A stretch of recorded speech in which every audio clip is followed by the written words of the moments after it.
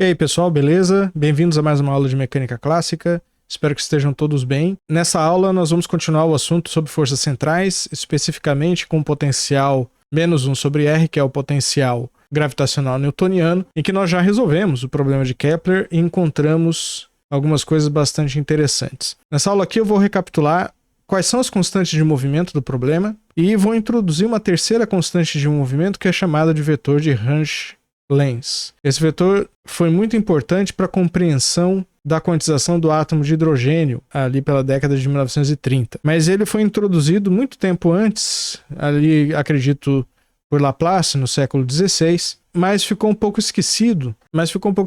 Até que no início do século XX, se eu não me engano, Lenz cita um trabalho de Hertz sobre esse vetor aí. A ideia aqui é nós falarmos das constantes de movimento. Lembra-se que na nossa concepção de mecânica clássica são as constantes de movimento que determinam os estados físicos de um sistema, porque as constantes de movimento consistem em quantidades mensuráveis, portanto observáveis, que independem do observador, ou seja, todos os observadores concordam. E aí, nesse caso, as constantes de movimento são as que determinam a realidade física do sistema em si. Lembre-se que nesse caso aqui eu estou lidando com o problema de Kepler, em que o potencial é igual a menos uma constante sobre o raio. E aí nós temos duas constantes de movimento que na verdade são quatro, né? Porque uma delas é a energia mais o potencial que depende de R. Quando eu expresso essas quantidades em termos de coordenadas esféricas, a energia ela vai depender, portanto, dessas coordenadas r, θ e φ, de maneira que eu tenho um problema análogo unidimensional. Portanto, aqui eu vou ter um menos alfa sobre R. Descrever a energia só em função de R, usando uma constante de movimento, que é o momento angular do sistema que eu chamei de μ. Então eu tenho a energia, que é uma constante de movimento, mr². E ponto é uma constante de movimento, essa aqui eu chamei de μ. E especificamente quando eu coloco o eixo z na direção do momento angular, esse é o momento angular que eu encontro. E isso aqui, considerando-se θ igual π sobre 2 e a equação de movimento θ ponto igual a 0. Ou seja, o θ é fixado. E quando o θ é fixado assim, o meu momento angular pode ser escrito dessa forma e ele é uma constante de movimento, juntamente com a energia. Aqui no caso a constante de movimento são E e μ. E nós vimos que essas duas constantes elas aparecem nas soluções do problema de Kepler, visto que aqui as soluções são do tipo raio é igual ao K, o K é o ponto crítico do potencial, né? É o ponto em que o potencial é mínimo, 1 mais epsilon cosseno de φ menos φ0, φ0, claro, uma fase arbitrária aqui que diz respeito ao ângulo inicial da órbita. Só relembrando, o K é μ² sobre mα, e o epsilon foi definido dessa forma aqui, e aqui eu tenho a energia mínima do sistema, né? Eu tenho o E sobre E mínimo, deixa eu colocar aqui. E mínimo é o menor valor da energia do sistema, ele é igual a mα² sobre 2μ², sinal negativo. Portanto, esse cara aqui, menos E sobre E mínimo, certo? Mas as constantes de movimento continuam E e μ. Eu posso reparametrizar meu sistema, e é isso que eu faço através de K e epsilon. Porque K e epsilon são duas quantidades geométricas importantes do meu problema. Portanto, a princípio, essas duas constantes de movimento aqui, elas me determinam o estado físico do meu sistema, ou, se vocês preferirem, essas constantes epsilon e K aqui também. Portanto, para cada valor de epsilon e μ ou de K e epsilon, eu tenho uma órbita distinta. O que as pessoas não esperavam, e acabou se concretizando, é a existência de uma terceira constante de movimento. E essa constante de movimento é chamada de vetor de Hertzsprung-Lenz. Alguns colocam aqui o Laplace. Também o Laplace, claro, veio muito antes, então a gente deveria chamar de vetor de Laplace-Hertzsprung-Lenz também. Como é que eu encontro essa constante de movimento aqui? Como é que a gente fez com a energia? A energia nós postulamos como constante de movimento porque o sistema é isolado. E o momento angular também. Mas se eu conheço as equações de movimento do meu problema, eu posso tomar combinações lineares das equações de movimento para descobrir constantes de um movimento. Nós vamos descobrir em Mecânica 2 que isso compete ao Teorema de Noether. Então, o que eu faço para encontrar energia? Eu pego a segunda lei de Newton e faço um produto escalar com as velocidades. Como é que eu faço para encontrar o momento angular? Eu faço o produto vetorial das equações de movimento com relação à posição do meu problema. Agora, o que eu vou fazer é tomar a minha segunda lei de Newton, que é precisamente essa aqui. Eu tenho uma força central, portanto esse F aqui é um F de R, R chapéu. E especificamente esse F ele é do tipo menos alfa sobre R ao quadrado, com alfa positivo. O que eu vou fazer aqui é tomar o produto vetorial dessas equações aqui com o momento angular. Só por uma questão de conveniência, não vai mudar nada, eu vou escrever dessa forma aqui. DDT do momento.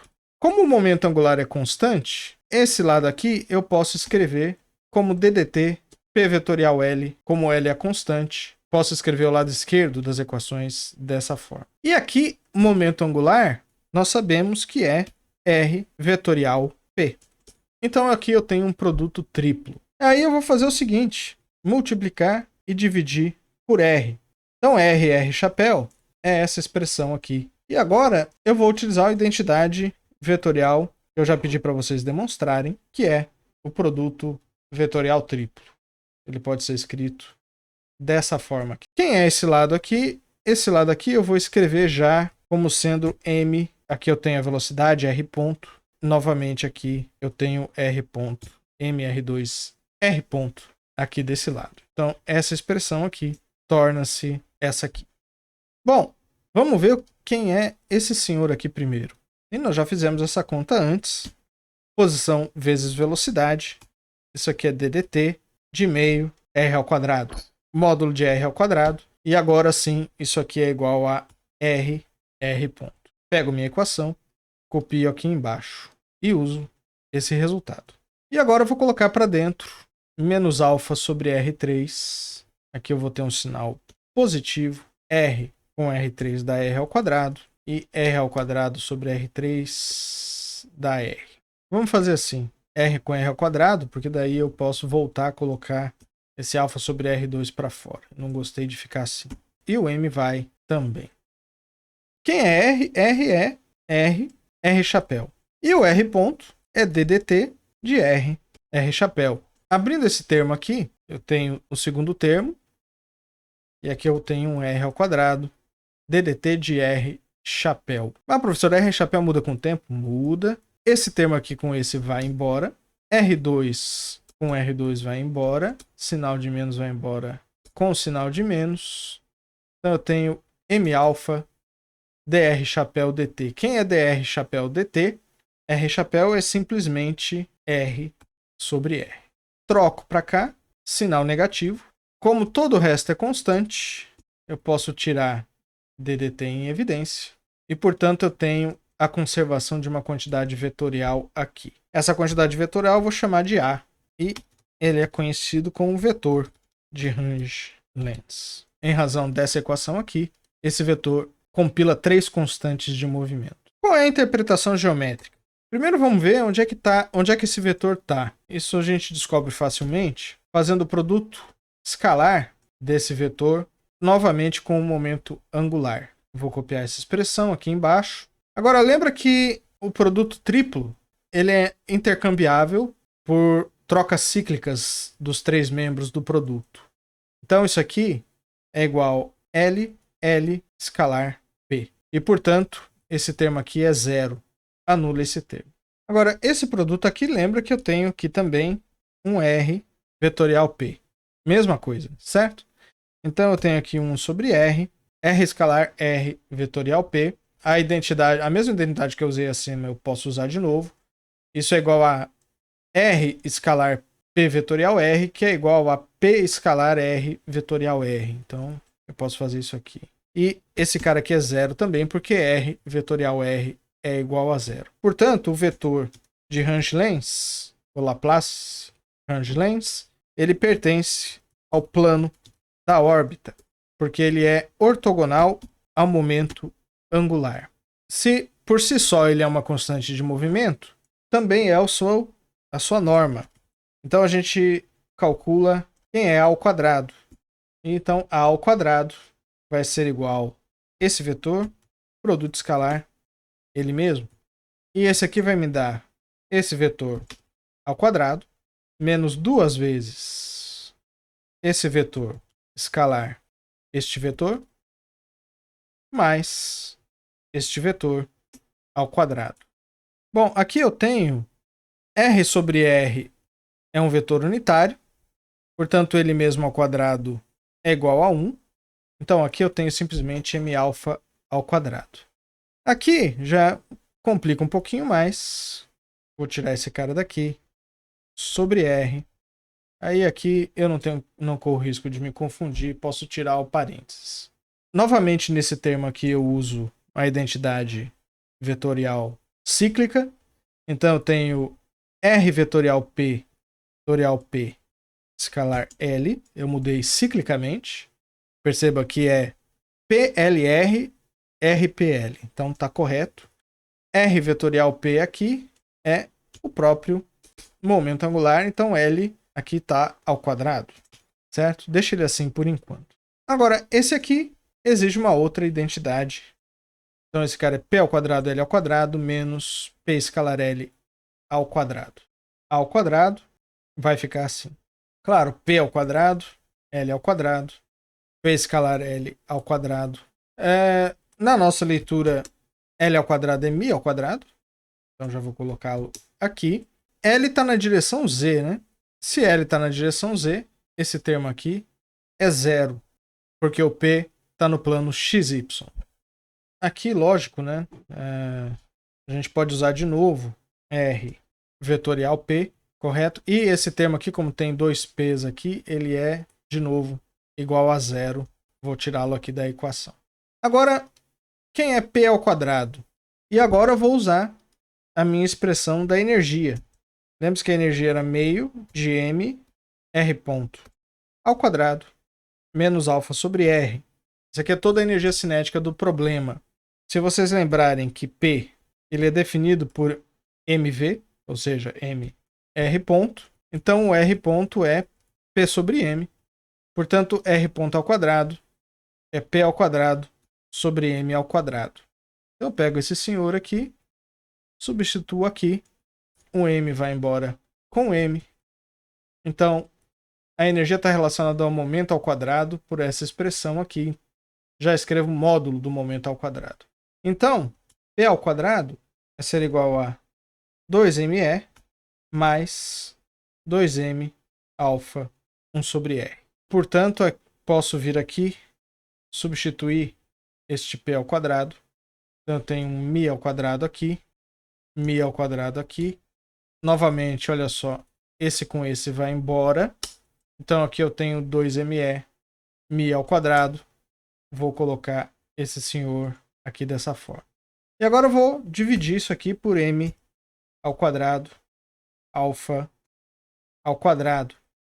E isso aqui é igual a 1 mais 2me, μ ao quadrado, dividido por m ao quadrado, alfa ao quadrado.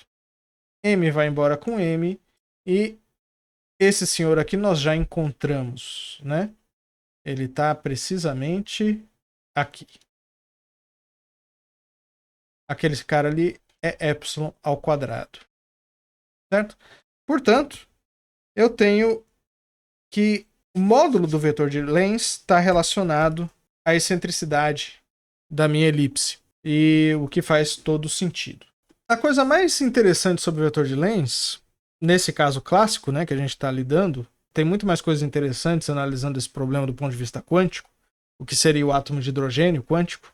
Nós podemos utilizar esse resultado aqui para deduzir as soluções de Kepler. Como a gente faz isso? Né?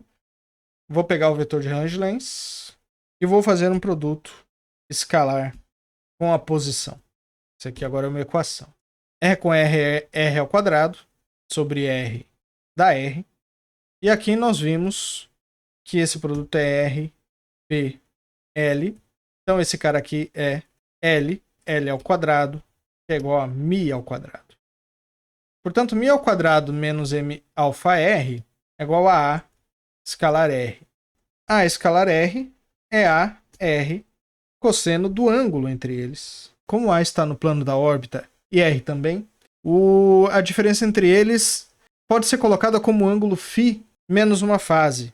Então nós vamos colocar aqui dessa forma. Essa fase não necessariamente é igual àquela, mas como eu escolho onde é que o movimento começa, onde é que é o φ0, eu posso fazer com que os dois φ0 coincidam. Então eu tenho essa equação, passo esse senhor para cá, sinal negativo, passo μ ao quadrado para lá, sinal negativo também, mas aí eu tiro esses dois sinais, coloco R em evidência, vou dividir por μ ao quadrado, portanto aqui vai ficar 1, e uso o fato de que A é mα vezes a excentricidade. E agora eu tiro mα em evidência.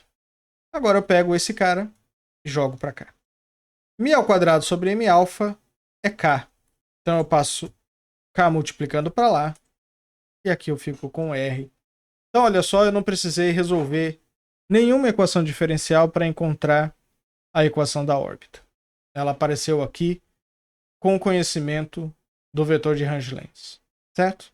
Então no total, nós temos 3 observáveis que são constantes de movimento desse sistema. 2 são vetoriais e 1 é um escalar, que é a energia mecânica, o momento angular do meu sistema. Nós temos também como constante de movimento o vetor de Range-Lenz. Então são 7 constantes de movimento. 3 para A, 3 para L e 1 para E. A rigor, 2 dessas constantes de movimento são 0, porque eu posso colocar o eixo Z na direção do momento angular, portanto Lx e Ly são 0. E o vetor de Range-Lenz eu tenho outras 3 constantes, o A na direção X, o A na direção Y e o A na direção Z, ou o A na direção R, o A na direção θ e o A na direção φ. Mas como ele está no plano da órbita, eu tenho o A na direção R e o A na direção φ apenas. Escolhendo um sistema de coordenadas apropriado, eu tenho uma constante de movimento aqui e mais uma constante de movimento aqui. Então eu tenho 3. Essas 3, elas não são linearmente independentes em função dessa equação aqui para a energia. Note que conhecendo μ, E e ε, eu tenho completo conhecimento do estado físico do meu sistema, e aqui no caso, quando eu conheço essas 3 constantes de movimento, eu tenho a órbita do sistema de forma unívoca. Bom, pessoal, volta para cá então. A moral da história é que se eu tenho constantes de movimento suficientes para um sistema físico integrável, o qual eu tenho solução analítica, não preciso resolver a equação diferencial para encontrar a solução para o meu problema. Esse é o caso, por exemplo, se eu conhecer a constante de Range-Lenz como constante de movimento do meu sistema. O mais interessante sobre a constante de Range-Lenz é que a primeira utilidade prática realmente notável que ela teve foi na mecânica quântica, na quantização do átomo de hidrogênio por Pauli. Pauli introduziu essa constante de movimento e realizou a quantização do átomo de hidrogênio de maneira algébrica através do grupo SO4. Mas isso aí fica para uma outra história. Na próxima aula, eu vou falar um pouquinho sobre os estados físicos desse problema e aí eu vou fechar o assunto de campos centrais. Então é isso. Bons estudos a todos e até a próxima.